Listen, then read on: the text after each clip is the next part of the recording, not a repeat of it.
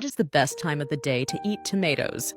Earlier in the day, so your body can absorb the vitamins without risking acid buildup. When is the best time to eat bananas?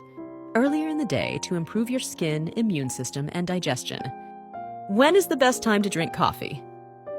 Drinking it around lunch is the better option because your body's energy already peaks in the morning. Drinking it later will allow you to stay energized throughout the rest of the day. What is the best time of day to eat nuts? It's best to eat nuts around lunchtime to treat your heart to a healthy snack and avoid possible weight gain. When is the best time to drink milk? Digesting milk can be challenging, so consuming it in the morning alongside other foods may lead to heartburn.